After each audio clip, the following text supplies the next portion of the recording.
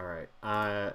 If anybody is watching this video and it is recording, I'm on. Give me a second. I am just making sure that I'm trying something with YouTube Live here. So we're going to see when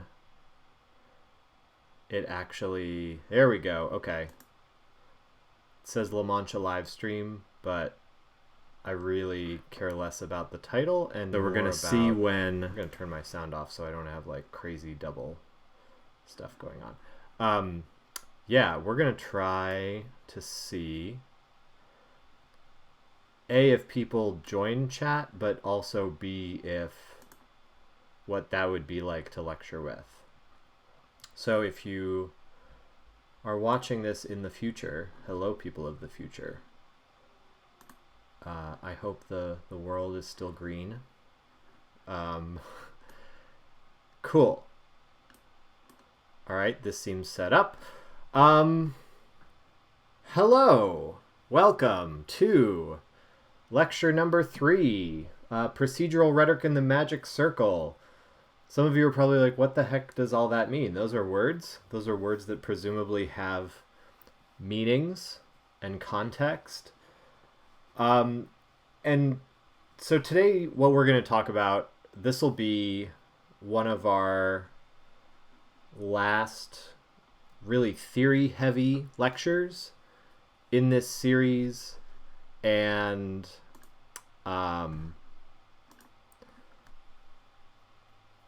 before we move on to more game production things, we're still going to have some theory involved, but it'll be very closely tied to production. So this is a set of theory that's still tied to production, but before you are actively producing anything.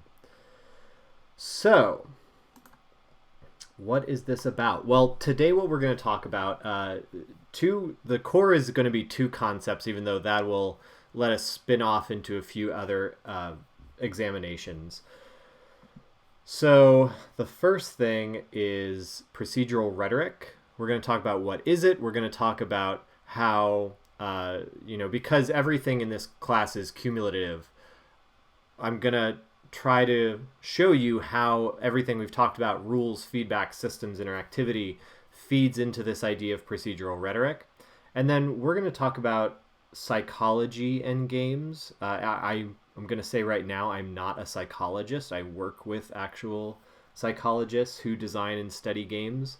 So this is coming from very much a point of view of, I would say, an armchair psychologist, but at the same time, I've had actual psychologists look at my stuff and nobody has waved any huge red flags yet. Somebody out there might be challenge accepted, but this is some general psychology that a lot of game designers use, and you can go and use that hopefully as a starting off point to find some other cool stuff. The other thing I want to talk about is a concept called the magic circle, which we're going to approach as a useful metaphor for what we are doing with games that address the real world. And that'll become clear in a second. The magic circle, if you ask a lot of game scholars about, there's some argument over its use or its relevance. But again, we're not really going to get into that. We're mainly going to think of it as a, again, useful metaphor that gives us like a frame of mind within which to work. And then we're also going to talk about briefly this week's case study, which I hope you all go check out. I found, FYI, that it works better it doesn't work very well in Chrome for me for whatever reason. So I use Microsoft Edge, i.e. Internet Explorer, but probably would work in Firefox. So if you're having problems accessing it, go check it out in one of those other browsers, because it's a browser-based game. But we'll talk about it in a second. So, people are watching. Welcome to the stream. stream. So, for those who are seeing this after the fact, uh, what I'm doing is, and if you're seeing this in a future semester, I apologize. Maybe we'll have a new system for this when you take the class. But for this first round of the class, I'm trying something out where I'm having people join the live stream, and then they can ask me questions about the content of the lecture that's going on right now. So hopefully that'll be good for some discussion. Hopefully it'll create some good content for the actual lecture itself. Some nice engagement. So anyway, first let's consider a teapot. When you design a teapot, you're not just designing an object, but also suggestions of how the object should be used. You place the handle and the spout, and you maybe put, extra features in the way that the place that you load the tea and water into, that creates a certain type of experience. So you're trying to, when you are designing an object like this, you're designing it for maximum usability. So here's a teapot by architect and designer Michael Graves. It has a little ball in it where you can put your tea leaves, and it has a little crank with which to lower the ball into your tea. Using this teapot is a lot of fun, and it's very interactive. Oops. It's very interactive in how you make the infuser dip into the water and watch the tea infuse with water, because the pot is made of glass. So it's a really interesting sensory experience where you get to see the entire process and engage with the process of making tea. So here's another teapot. It's a piece owned by design guru Donald Norman. It's called the Teapot for Masochists. This is a perfectly usable teapot. It has all the features that a teapot needs to be a teapot, but the placement of these features creates an altogether different experience from the other ones that you saw. It's one for people who like to live dangerously and don't mind some second and third degree burns. The point of all this, is not to talk about teapots, but talk about objects where the designer directly creates an experience that a person has with their product. And but also to talk about, design like that for games where we're not designing a direct experience. So what does that mean? So games are a second order design problem, which means that you're making something for someone else to interact with in a very abstract way. So when we design a game, we're really trying to create this experience of what game designers and game design scholars call play. I mean, everybody calls it play, but play has this direct meaning that's more than I'm going to go play outside or I'm going to go play Overwatch. It's a more involved process when you're thinking about it from a game studies perspective of the psychological engagement with the act of non-serious activity or playful activity. So you're trying to shape this experience. Now, what does that mean? It means, so if you play a tabletop role-playing game like Dungeons and Dragons or all the names of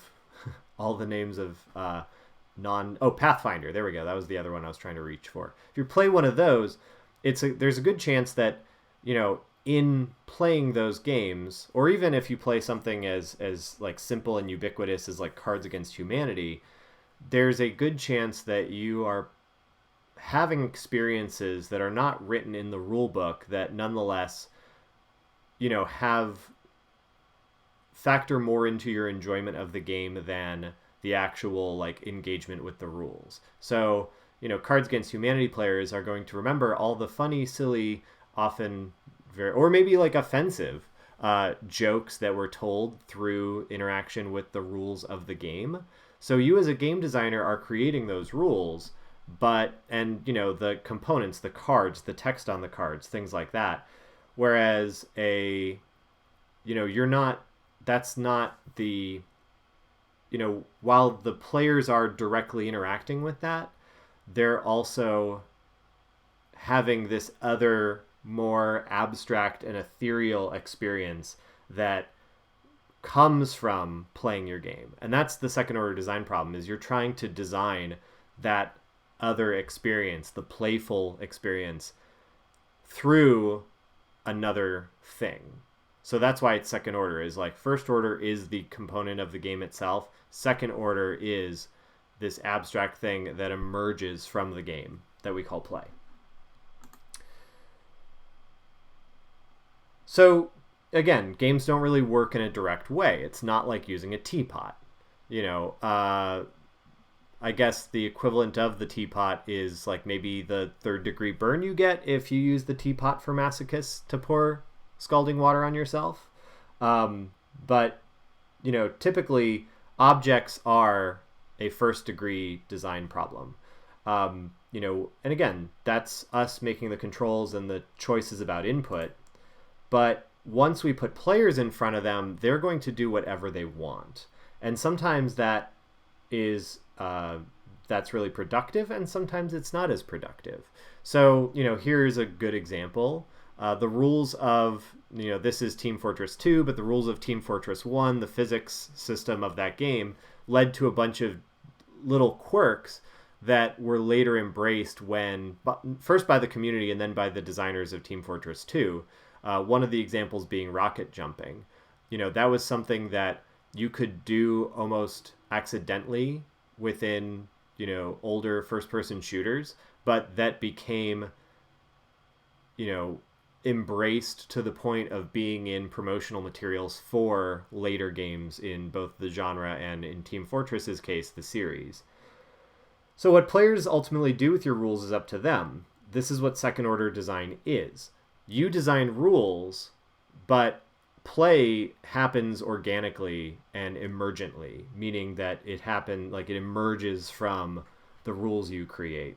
Also, hello, new streamer, new people watching on the stream. Don't, feel free to ask questions or comment, and that will hopefully get some discussion going. So you create rules, it indirectly creates play, and this is where meaning from your game emerges.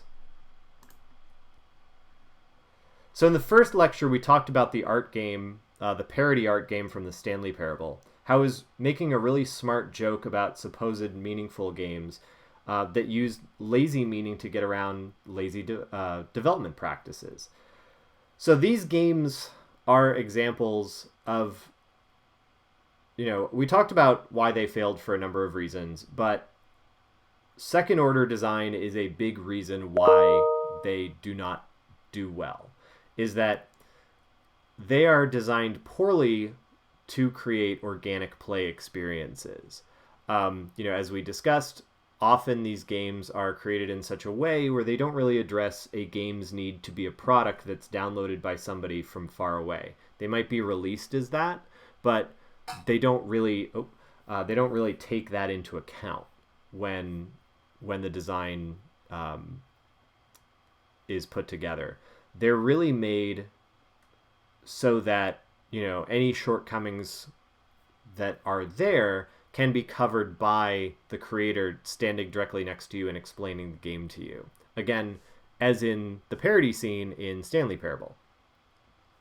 But if you are far away from that person, then you might download this and be like, well, what's going on in this game? And you might not know without engaging in often like very lengthy, text descriptions and things like that. So it's a bad workaround that doesn't work.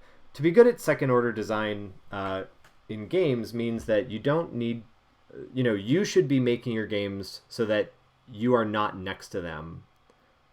You don't have to be next to them for them to understand your work.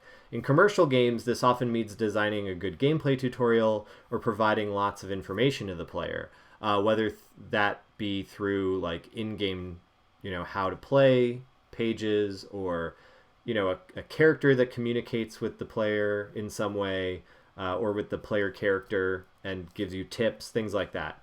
In transformational games, this means that the meaning should be apparent for people regardless of whether or not they are near you, or on the other side of the world making a let's play of your game. So here's a game, or here's a video that somebody made of a abstract art game I made.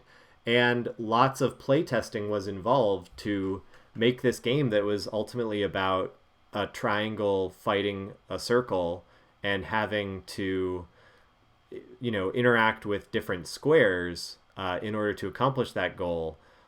A lot of playtesting was involved in making that experience actually work without me hovering over the player. So it's something that takes a lot of practice, but also is a really good skill to have to be a good game designer, both in commercial and in transformational spaces. Because it'll increase the impact of your game, again, in commercial and transformational ways. So games are not like teapots. They're a second-order design problem, teapot, where we are not directly defining the player's use of the game. We are not, literally putting the teapot handle next to the spout and defining where somebody's going to grab the thing.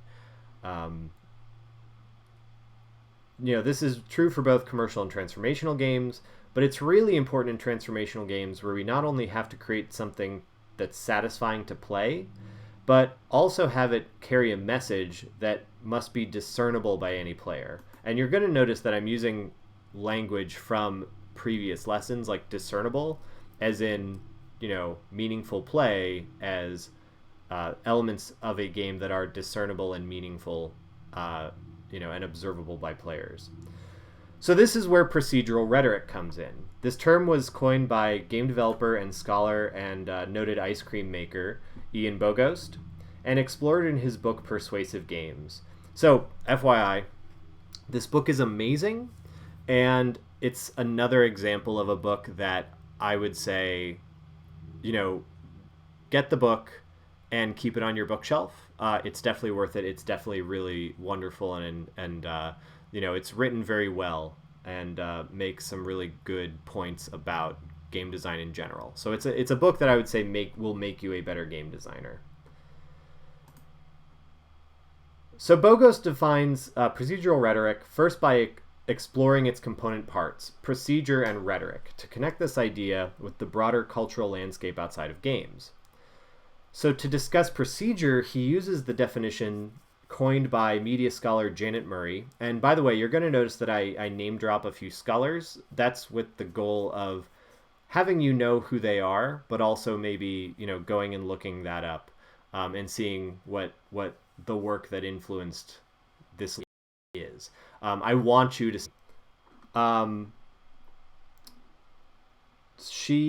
ooh, something's up with the stream. What's going on? Okay, here we go. It's continuing.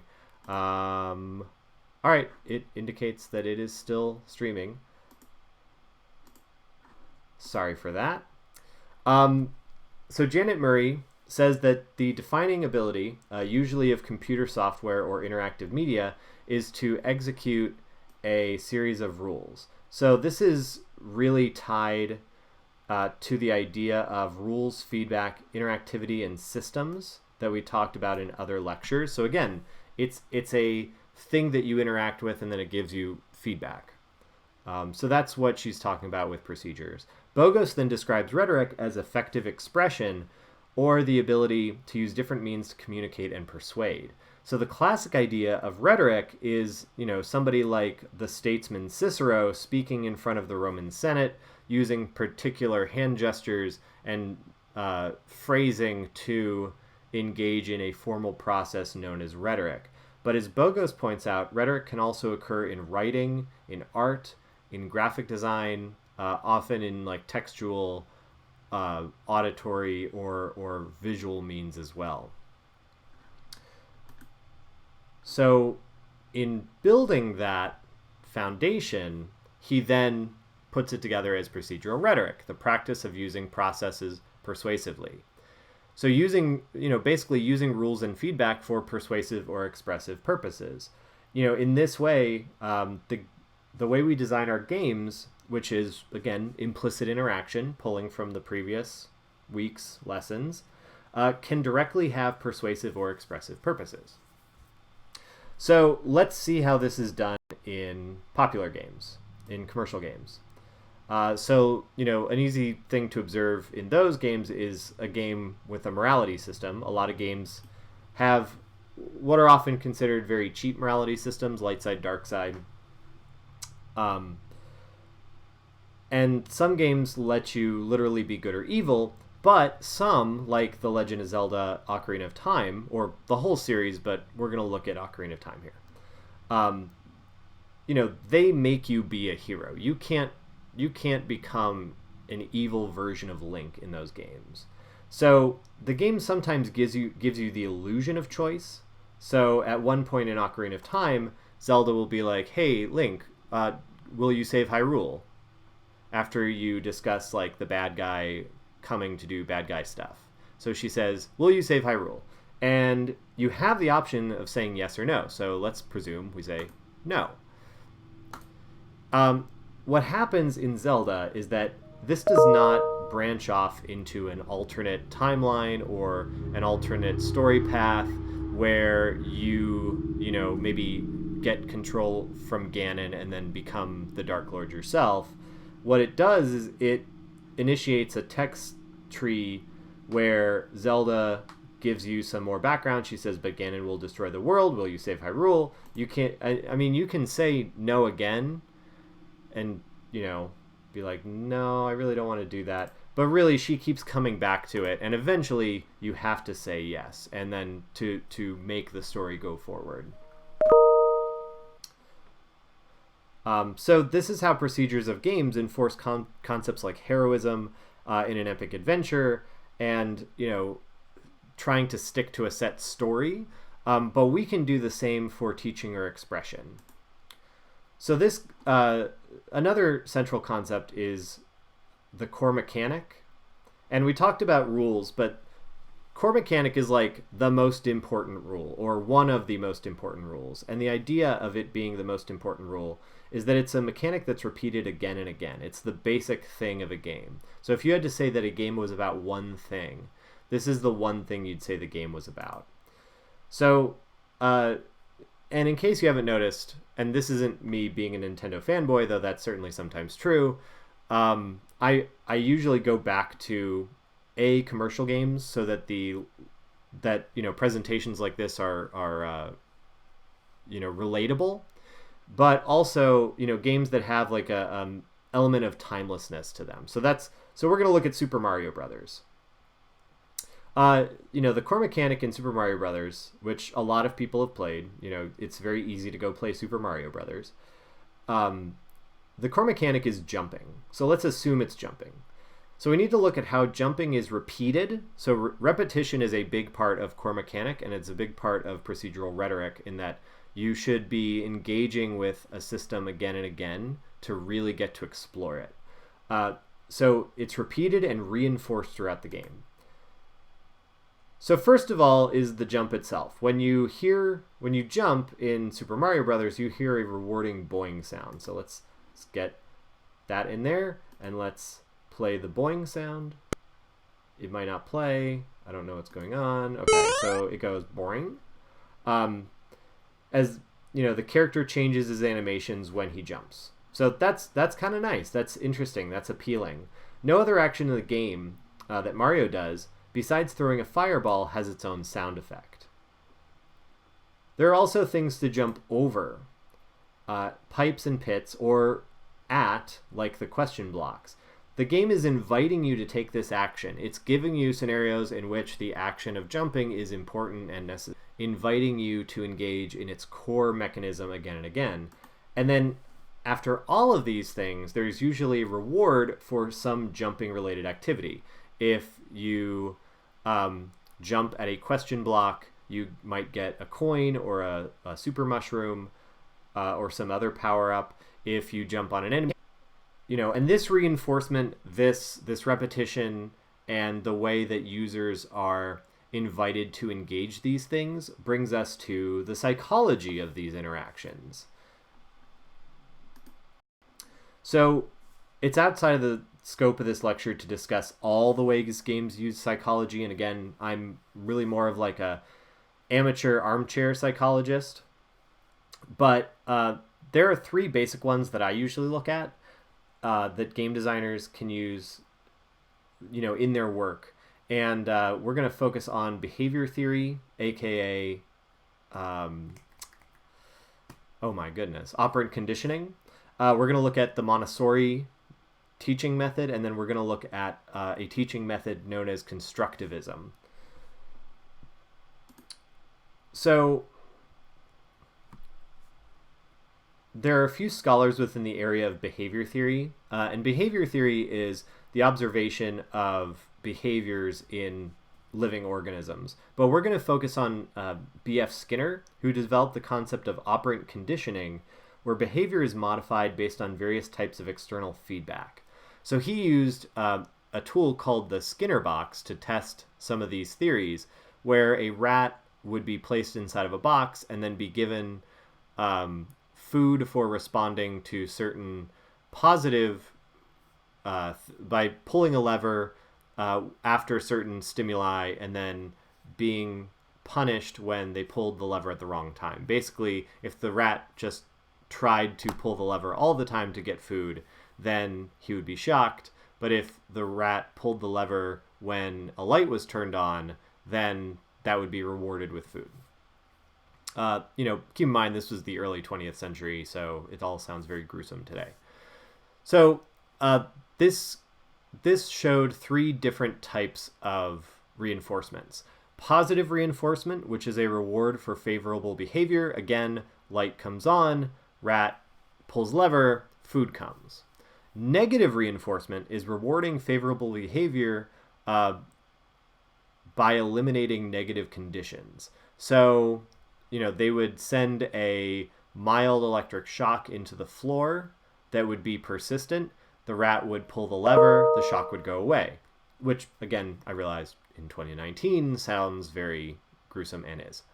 And then lastly, there is punishments, which is punishing unfavorable behaviors. Again, like, trying to hit the lever again and again to try to get more food to come out.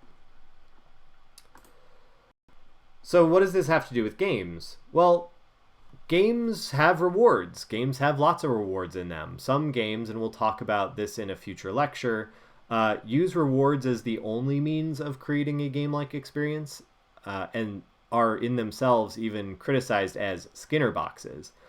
But games can use systems of rewards for a variety of methods and behaviors.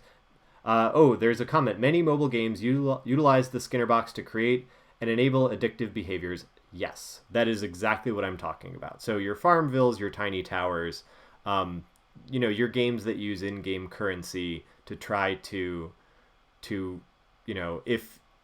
if you buy this in-game currency, you can play the game more. Mobile games are often called Skinner boxes. So games that use positive reinforcement, though, which is most games, that can be a good teaching tool within the game itself. It's a good basic teaching behavior. It's not the best teaching behavior, and we'll talk about incentivize basically the spending of real money within the game itself. Again, not the best tool out there. So it should be noted that again, it's a good tool for you. It's a good way to introduce good behaviors that you're trying to reinforce in the game, but as a part of a broader ecosystem that we are going to see. Because these are not considered very, in and of themselves, very effective. And, first of all, again, loot boxes or mobile games, and a term called gamification, they're not effective and they're not often very fun. because they are only reward systems. It should be also noted that operant conditioning is what people who blame games for violence use as evidence to back up their claims. Again, conditioning like this has not been known to have any causal link with external tool of games. And the other methods that games use are actually those which could be or develops behaviors through reward punishment divide. So, this is an important part of that like psychological stew that you make games out of. So one is rewards, but how do people even really find the rewards in the first place? And that's where Montessori method comes in. Montessori method revolves around the idea of students using their senses and interacting with objects to absorb information and turn that information into solutions for problems. What this means is that you interact with and experiment with objects in front of you and are usually given some sort of question to solve. And by exploring the things in front of you, you come up with an answer. Sometimes that is that there is one correct answer, and sometimes it's that the answer is a little more, you are coming up with your own solution to a problem. So it's the basis of much of what we would consider kindergarten-style learning. But methods similar to this appear in design schools, especially in introductory classes where students do small projects to learn basic principles of design. This is done, you might hear this term a lot, kinesthetically, kinesthetics, meaning that you are, you hear about visual learners or audio learners. Kinesthetic learners are people who learn through interaction and experience. So this is sort of like kinesthetic. But here's an image from the famous German design school, the Bauhaus, taken in 1928. And this is a picture of the Vorkers, and I'm probably pronouncing that wrong. But instructor Joseph Albers here is evaluating student projects where they had to make forms out of paper and cardboard, folded, cut, and shaped in different ways. I mention this course in particular because a lot of design schools, like architecture schools, I've actually seen similar exercises to this at the Kent State Architecture School for freshmen, and I took a course like this myself in my own architecture school experience. But a lot of introductory design courses are based on this Vorkers model, where you are learning about the concepts of design, such as like visual balance, color theory, composition, things like that, by being given materials and design questions to solve in your own way, and then your design solution, creates discussion and invites discussion and interaction from your classmates and audiences and instructors. So that's how Montessori type methodology is implemented within like more adult learning classrooms. So how does this work in games? An example that Bogost uses that I really like a lot, both because it is another thing from the NES, but also because I think it highlights a really nice contrast between violent aspects of games and conditioning, but also this sort of problem-solving based learning, the positive problem-solving based learning, is the game Ninja Gaiden. So if you don't know what Ninja Gaiden is, you're a ninja trying to... I can't even remember what the story is. I think it's like solve the murder of his father or avenge the murder of his father. And you go through different environments, different themed levels. And the game is notoriously very difficult for a number of reasons. But one of the core mechanics of the game is this wall jump, where you get to higher areas by jumping and clinging to a wall, and then jumping to the next wall. And in the first level, you see this wall jump built, in a very simple way with very low stakes. So you have room here to fail at wall jumping and then try again. You're also not jumping on that many walls. It's not chained a whole lot. You might be, jumping between two surfaces. But later in the game, you start to see more complex and intricate, you know, builds of these wall jump environments where it's over pits, or you have to jump down and then crawl down a little bit, and then maybe it's linked with some other type of platform or other type of movement, or maybe linked with combat, or maybe there's an enemy nearby, so timing becomes involved. So what you have is a game that doesn't textually tell you these things. It just sort of constructs these notions of, here's a wall, you have this wall jump ability. When you see a certain construction and design of level surfaces, it should signal to you through visual rhetoric, it's time to wall jump. And then once you have established that base pattern in your brain, you'll start to see more elaborate more elaborate level constructs that still reflect this wall jump pattern. And your problem solving will say, here is how I'm going to use this wall jumping ability in a new way to address this more complex puzzle of wall jumping. So really it's a way to turn up the stakes and start to have people interacting with a set of procedures see not only the basic version of procedure, but also how these procedures build and change over time. And you start to read the game in a way. Bogos calls this procedural literacy. So by playing Ninja Gaiden through first level to last level, you become literate in the visual symbols that it uses to describe when you should and should not wall jump, or wall jump in certain ways. This is how, and you can do this in video games. So here's a piece of concept art for a math game I worked on.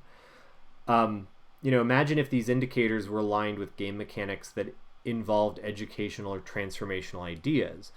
This game here was called Function Force. We eventually did make a prototype of this that wasn't quite as pretty.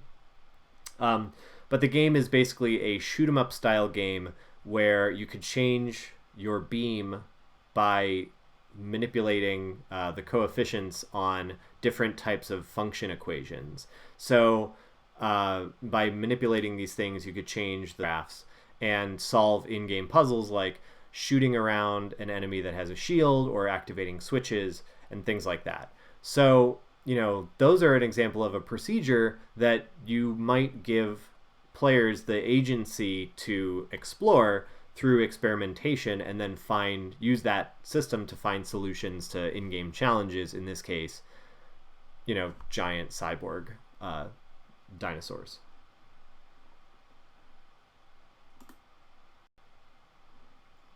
So the last method is constructivism, which is a method championed by educators David Kolb and Ron Fry in the 1970s. This method combines the previous two methods in a way, in that it focuses on students absorbing information and problem solving, but also using failure as a part of the ongoing iterative process of learning. So this process has teachers provide minimal oversight, instead providing like a prompt, giving you a problem to solve with your design. It's not exclusively design, but I went to design school, so this is how my brain works. Letting students propose and explore possible solutions, and trying again if their solution doesn't work. So this is very much based on the scientific method. It's based on having hypotheses and experimenting. It's popular in adult learning and, again, design schools. And again, it's minimal oversight by the teacher, not in that the teacher gives you a problem and then goes and plays on their phone, for the rest of the semester, but mostly that the teacher is letting the students engage with the material and then doing scheduled check-ins with, students or teams of students to see how their problem is how their solution making is going, and then offering feedback if necessary. If this sounds familiar to anyone who's taken my classes before, this is because I am a constructivist. I am an educational constructivist. I don't even know if that's the exact phrasing, but this is the type of methodology that I use. So you know, this is how I pattern things in classes. And games are well suited to this kind of learning because games integrate lives and extra chances, continues, and other mechanisms that invite you to try again. In older games, these were more limited because having to continue meant that you'd be putting another quarter into the machine, so you didn't really get to feel like you were putting lots and lots of, or you'd get lots and lots of chances to try again. But more modern games like Dark Souls or Shovel Knight aren't as punitive. They don't stop your play. That's really a leftover of arcade machines where you punished players a lot so that they would put quarters in the machine. Nowadays you might have a game that punishes you by like maybe taking some of your loot or some of your score, but giving you the opportunity to get it back after you've died or after you've failed. And some games don't punish you at all. They put you right before back where you failed and lets you just try again infinitely until you actually complete a challenge. Games like Super Meat Boy or Fez, which at this point in 2019 are a few years old, but they're platformers that really minimize the feeling of frustration by allowing you to try as many times as you need to complete a challenge.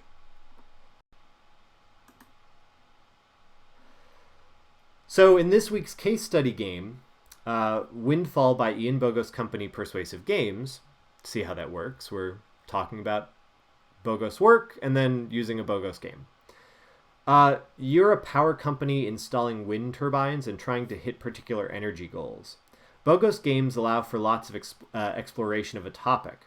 Windfall shows you many facets of wind farms, from the consideration that go into their building to the effect that they have on the community around them. The game features procedural rhetoric and how it incentivizes not only wind farms, but also strategic and intelligent wind farm usage. You don't just like slap wind farms everywhere and, that's the game. And if you were offering a game that had a very overly positive or overly biased look at wind farms, you might just like, you'd place a wind farm and then people would be happy and all kinds of things would happen. But this game offers a pretty new, it's pro wind farm, but in a very nuanced and realistic way. You benefit from having them, but benefit more if you deploy them in areas with good wind or that are away from houses, because you're managing things like funds, you're managing the wind energy output, but you're also managing your popularity with the community involved with the wind farm. So if you start putting a wind farm next to everybody's houses, they're going to get really upset. And then you'll have to deal with other aspects of the game, like the political ramifications of putting essentially power plant equipment next to neighborhoods. So this game challenges players to think about this topic in a really nuanced but still, again, pro wind farm way. It's not like about both sides ism thing, but it's also teaching you like how these are done effectively. It also lets you, again, repeat. It lets you explore it through, again, there's that Montessori method and the constructivist method. By as you play with the system, you come up with hypotheses of how that your system will best be implemented, and then you make it happen within the game. But it lets you try again infinitely. There's no like game over state that stops you. You just don't get to, finish the level and play the next one.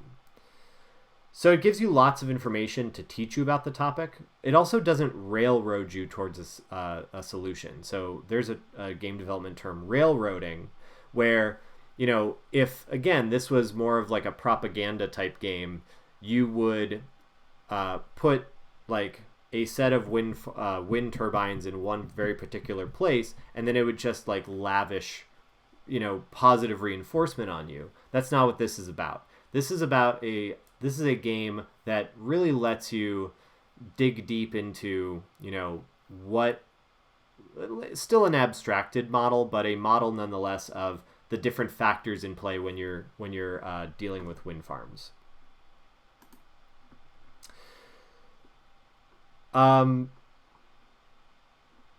So again, we're using all types of games, commercial and transformational, because both I want this to be relatable.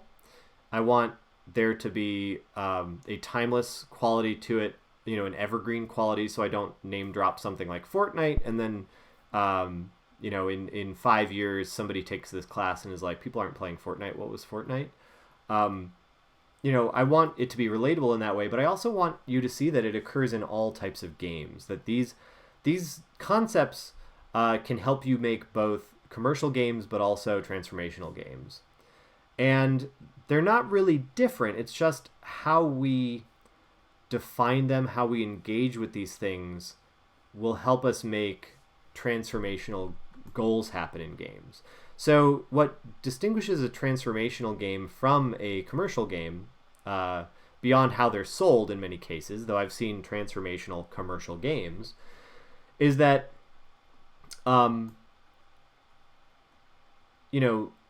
it's your purpose. If you're trying to make a game that is meant to educate, meant to transform, you're making a transformational game.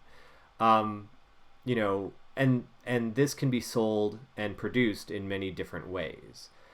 A lot of transformational game projects are made like commercial games. And in fact, if you do this and you make commercial games that have transformational components, the research processes and the topic areas that you're going to engage in are going to start feeling like you're just a designer of very novel games. And that's a very positive thing. That's a way to distinguish yourself. So you're not just making, yet another military first-person shooter or yet another medieval fantasy role-playing game. You might be making something that is commercially viable. The other way that you can get these, make and sell these games is, for research purposes through organizations, nonprofits, lobbying groups, things like that. And sometimes this is where the channels form that alternate feel, that othered feel of transformational games.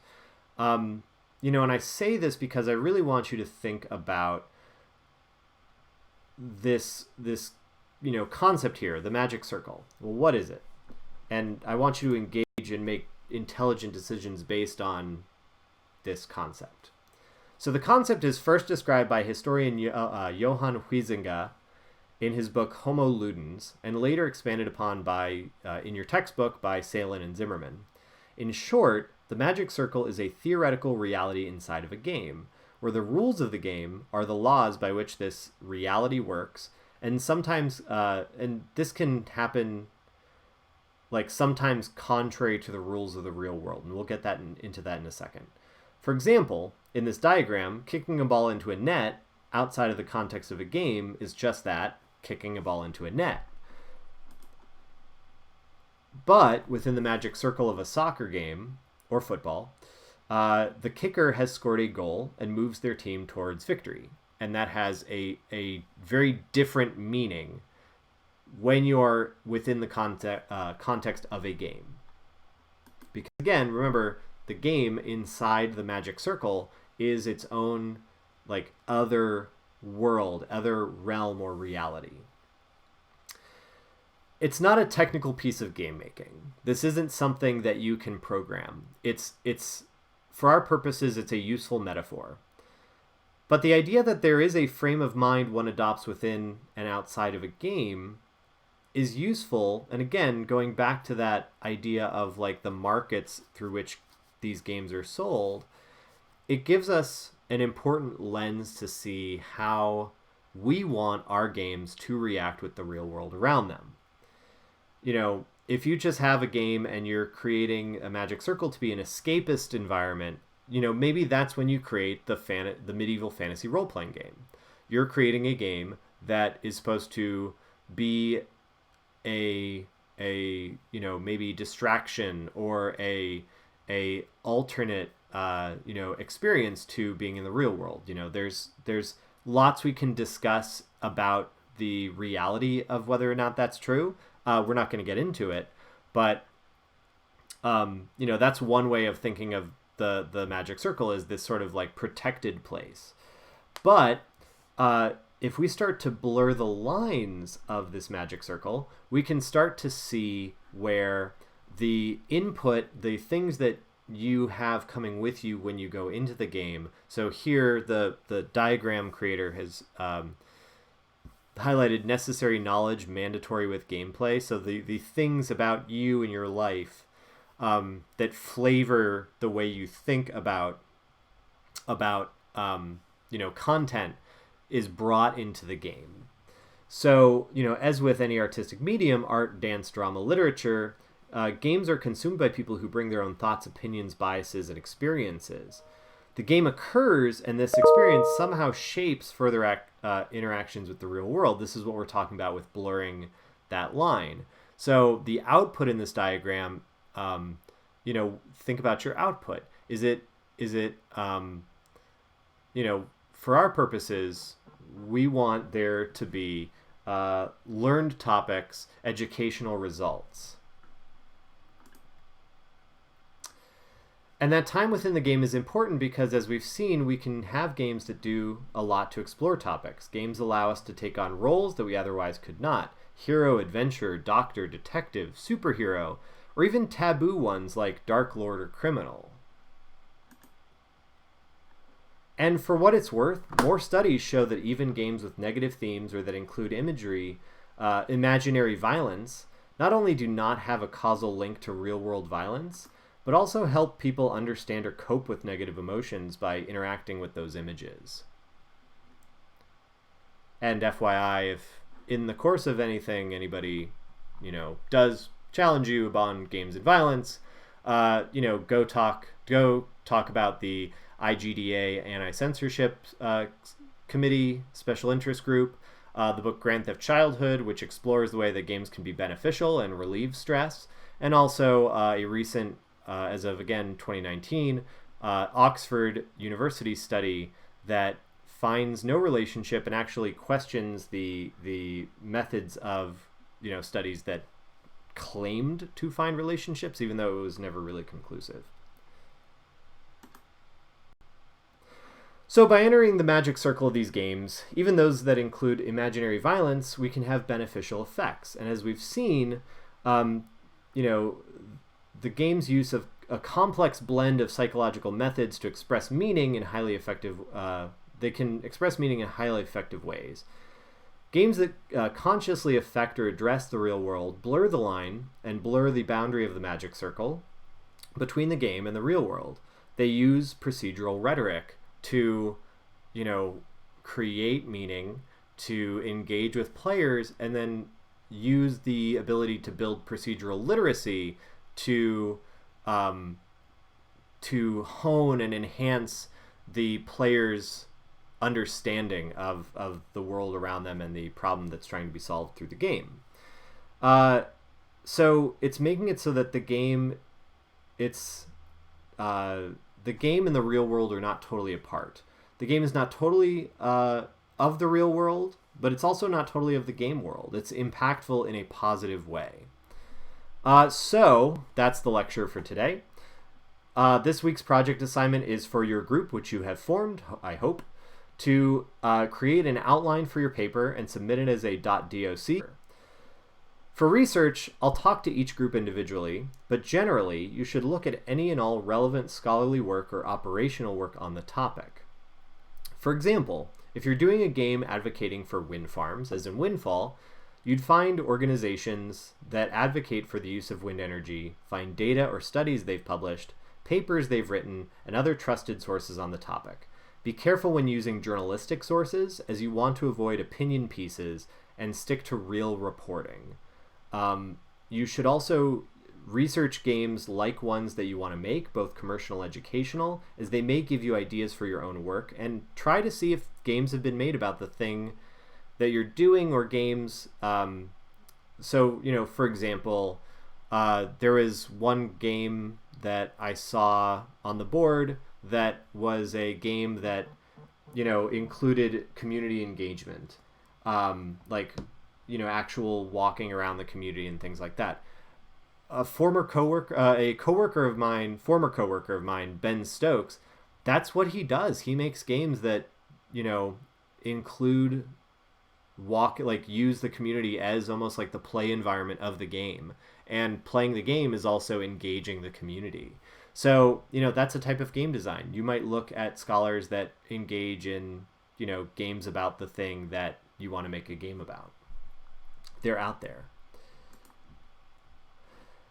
And then for your forum assignment, in at least 50 words, respond to: name a game you felt had an effect beyond the game itself. Now, the effect cannot be fan-related activities, so you can't be like, oh, and I cosplayed as Cloud from Final Fantasy VII. It had an effect because you also can't use abstract sentiments like, Kingdom Hearts inspired me to make games. I'm not diminishing Kingdom Hearts or its a potential effect for people to make games from it. I just wanted to pull like a random popular game. That's not the effect I'm talking about. I'm talking about, similar to what you did a few weeks ago, games you were educated by, games that you felt had some impact on you, things like that. I want you to think about where the game's magic circle extends to. So, is it the game itself?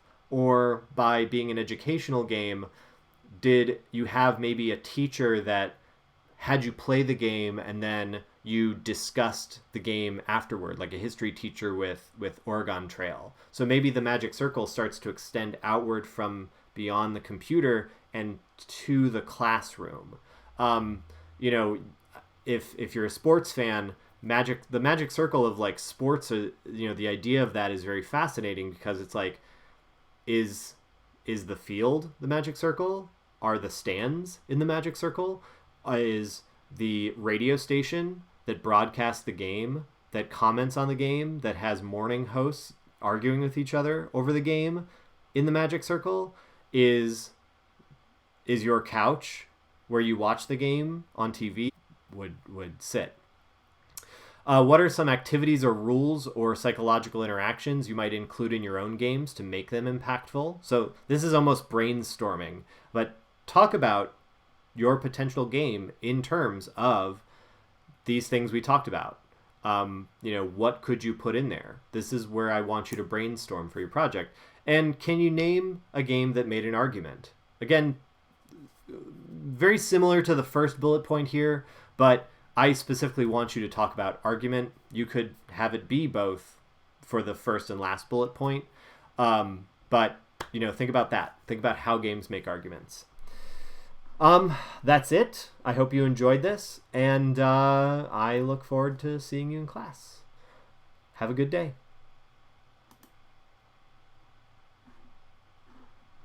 Oh, let me